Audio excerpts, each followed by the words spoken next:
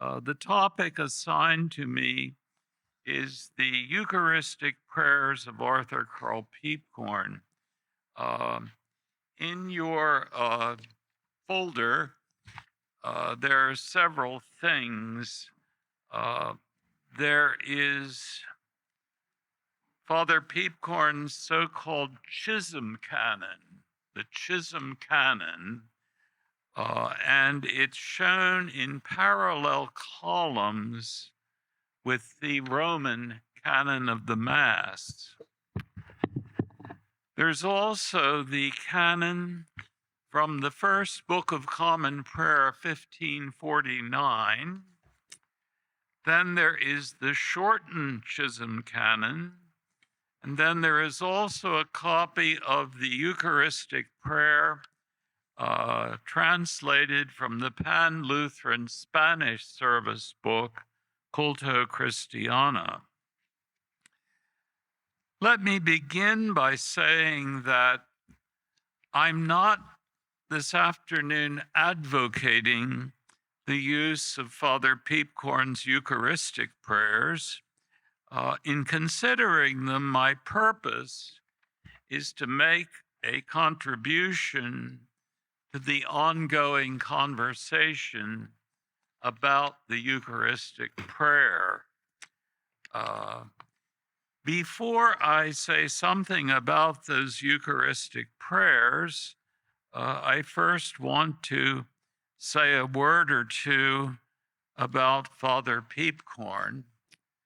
And I have to say that it's really hard for me to realize that in December of next year, it will have been 50 years since the sudden death of Father Piepkorn. 50 years, a half century has gone by. I entered the St. Louis Seminary in September of 1963, and from then until Father Piepkorn's death on December the 13th, 1973, Father Piepkorn was a tremendous influence in my life, not only in the classroom, but also in so many ways. I was privileged to serve as one of his student assistants, and I spent many happy hours checking references for his works in progress and in other tasks he assigned. Until the year 1966, there was no weekly Eucharist at the St. Louis Seminary.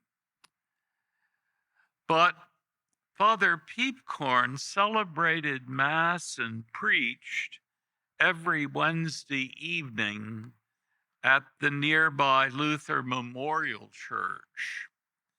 And when the seminary did begin to celebrate the Eucharist every Wednesday morning, Father Piepkorn continued to celebrate Mass every Friday evening at Luther Memorial. And my reason for mentioning all this is that I experienced him not only as a professor and a mentor, but also as a pastor and priest. And I can only say that when Father Piepkorn stood at the altar, you knew that here was a man who was deeply conscious of the fact that he was standing in the presence of his Maker and Redeemer. Let me now provide you with a brief overview of his life. He was born in Milwaukee in 1907 and was graduated from Concordia College, Milwaukee, before going on to St. Louis, where he came under the influence of Dr. Walter Meyer, an influence which led to Father Piepkorn pursuing doctoral studies at the Oriental Institute of the University of Chicago. Just this past year, I discovered that his doctoral dissertation can still be found online, and the name of his dissertation is Historical Prism Inscriptions of Ashurbanipal I. If your recollection of ancient history is as vague as mine is, you probably will be happy to be told that Ashurbanipal's dates are 669 to 631 BC. So that was Father Piepkorn's doctoral dissertation. His doctoral work was in that kind of study rather than in liturgy or the Lutheran confessions or church history. In 1933, he became pastor of Grace Church in Chisholm, Minnesota, a town which is about 100 miles south of the Canadian border and about 200 miles north of the Twin Cities. And it was there, during his time as pastor there, that he prepared this so-called Chisholm Canon. In 1936, he married Miriam Södergren, who was the daughter of a prominent pastor in the old Augustana Synod, the synod that was essentially the Church of Sweden in America. And that marriage was blessed with 4 daughters.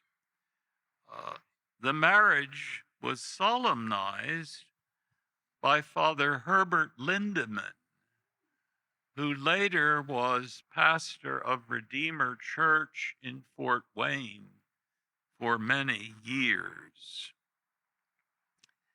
In the same year he got married, Father Piepkorn entered the Army Chaplain Corps Reserve.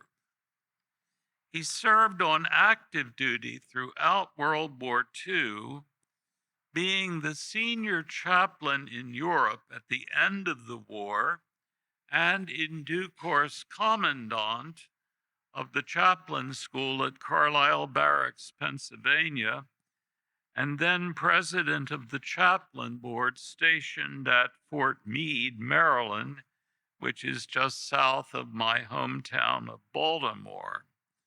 He was there till 1951, when he was called to the St. Louis Seminary, where he served until his sudden death, December 13th, St. Lucy's Day, 1973.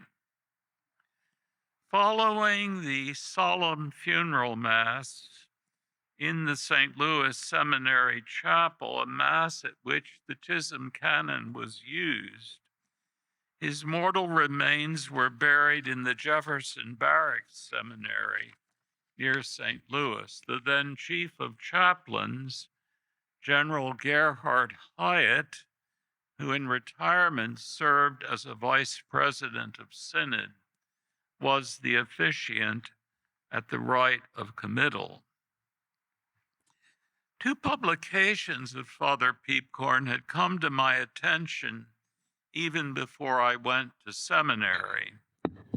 One was his What the Symbolical Books of the Lutheran Church Have to Say About Worship and the Sacraments, published by CPH in 1952, in which he summarizes the teaching of the confessions on these topics under a series of theses. That's out of print, and efforts to somehow get it back into print have so far been unavailing, which I think a pity. Another publication I had come across was his magisterial study, The Survival of the Historic Vestments in the Lutheran Church After 1505, a typically meticulous study with no stone left unturned of vestment usage in Lutheranism from 1555 until the mid-20th century. And this publication was the first volume issued by the Graduate School of the St. Louis Seminary, with a preface by the then Director of Graduate Studies, Dr. Martin Charlemagne, in 1956. A second edition appeared in 1958. This work was then translated into German by Jobst Schäne, who was then a student and went on to become a pastor and finally the bishop of our German sister church, the Selk, recently deceased. So now we come to the Eucharistic prayers of Dr. Piepkorn. And it's of course no secret that the Eucharistic prayer continues to be a disputed issue among confessional Lutherans.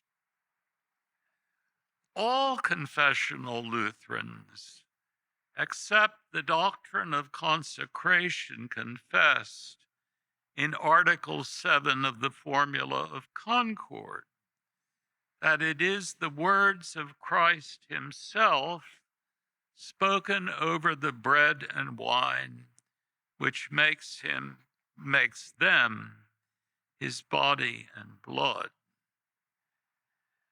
And that means, of course, that no confessional Lutheran can possibly embrace the view characteristic of the modern liturgical movement, namely, that it is a prayer of thanksgiving over the elements that makes them the sacrament, nor can a confessional Lutheran accept the commonly held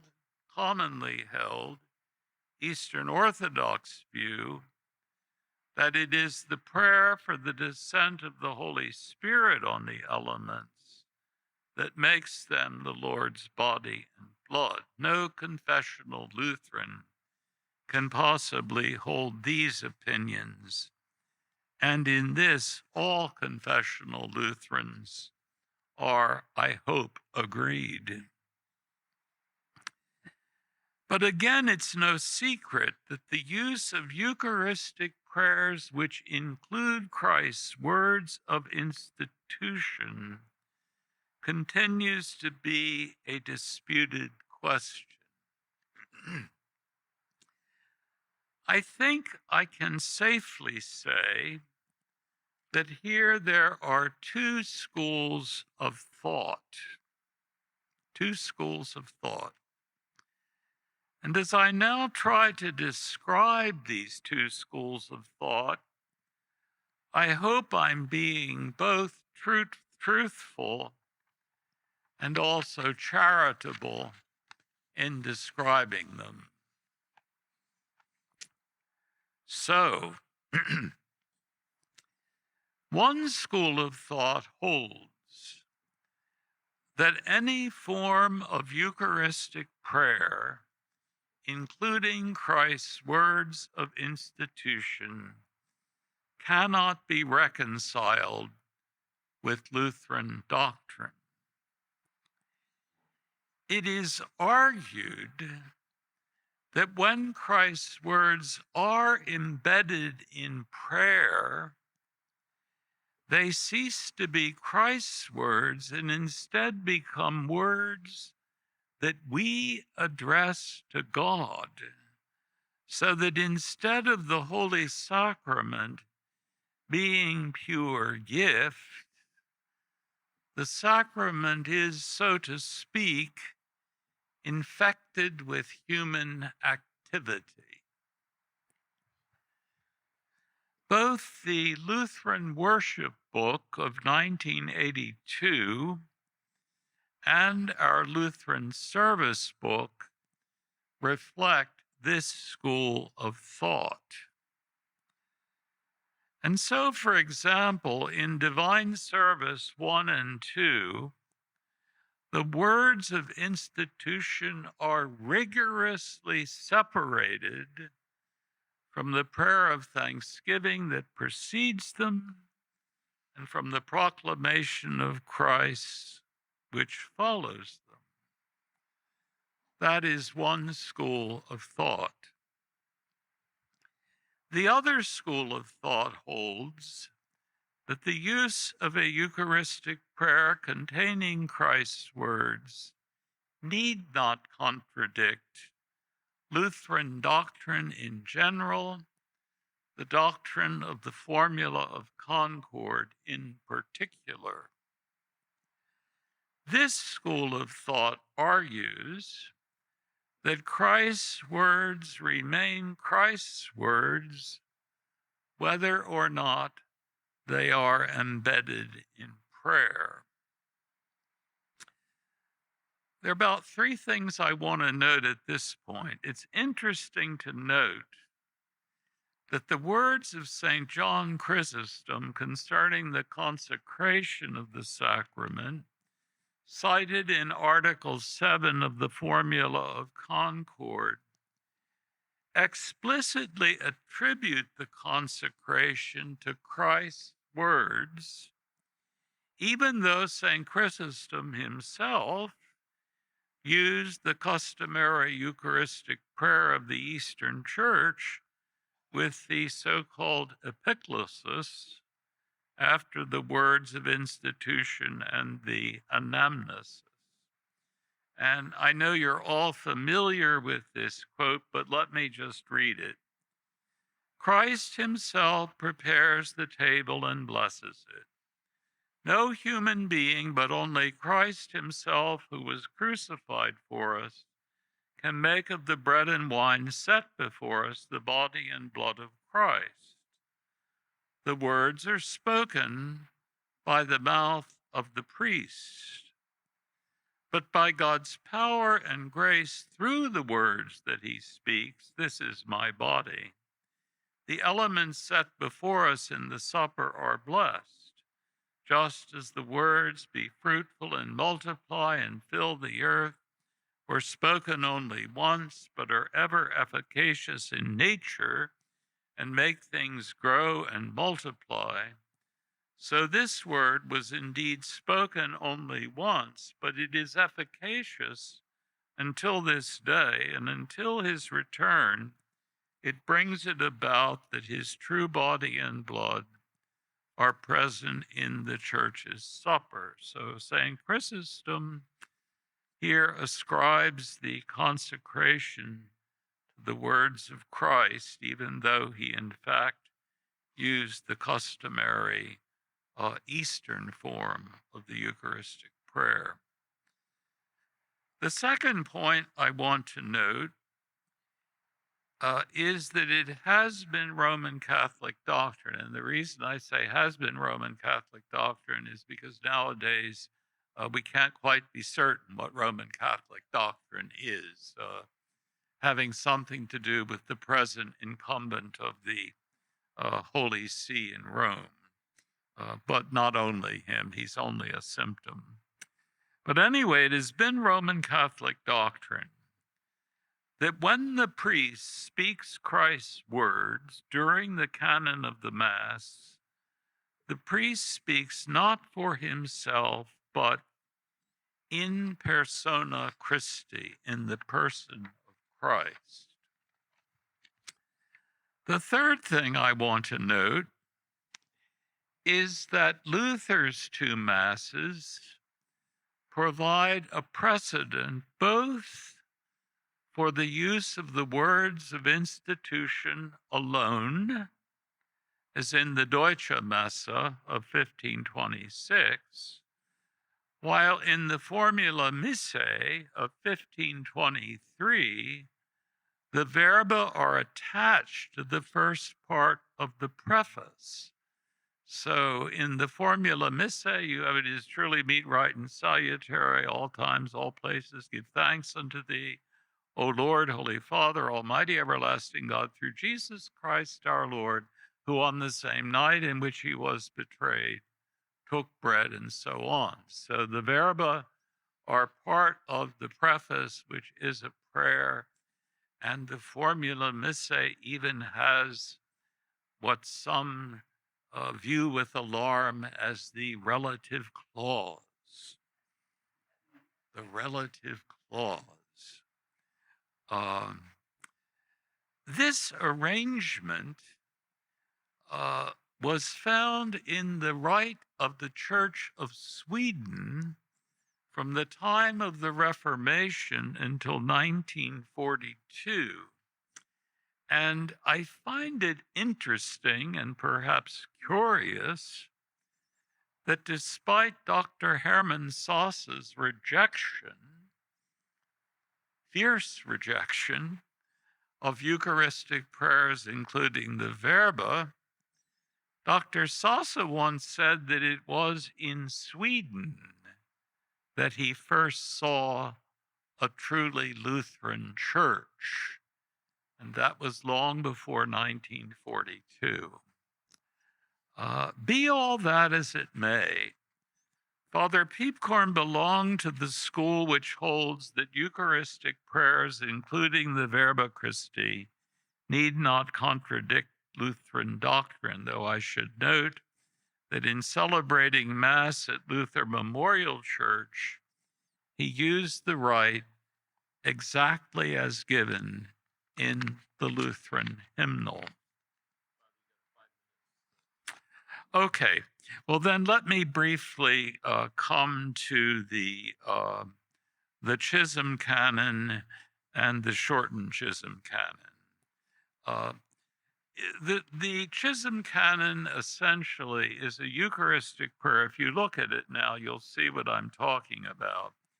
It follows the order of the Roman canon, but the texts are taken largely from the canon of the Mass in the first Book of Common Prayer.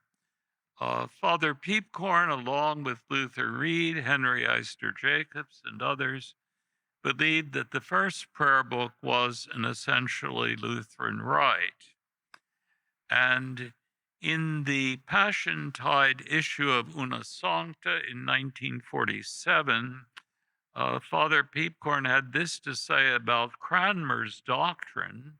At the time he prepared the first prayer book, Piepkorn writes, Cranmer's own doctrine at the time of its composition was unqualifiedly Lutheran, and no tours de force are required to interpret it in a strictly Lutheran sense.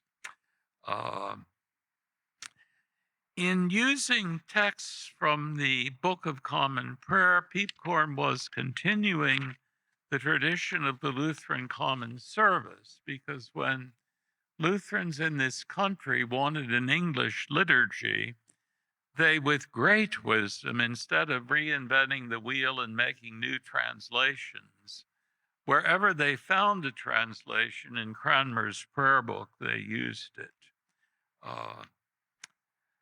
The shortened Chisholm canon is simply the Chisholm canon with all of the intercessory prayers for the church, the living, the departed, and the commemoration of saints omitted, and it therefore follows the,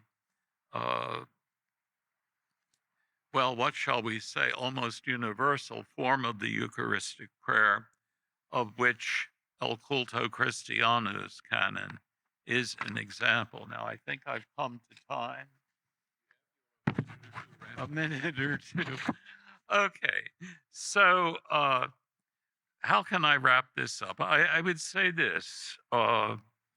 These two Eucharistic prayers of Piepkorn, they're a part of the history of the Lutheran liturgical revival and American Lutheranism in general, and of the liturgical revival in the Missouri Synod in particular.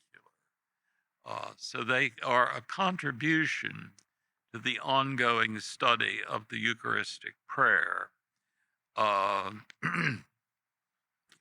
think I will leave it at that, except to say that The form in Divine Service 1 and 2 in the Lutheran Service Book, that form is made up of fragments of the first Eucharistic prayer, which appears in the altar book of our German sister church. But the parts are all rearranged and disjointed, and in one case, oddly translated, where the German canon says, Wir danken dir, we thank you.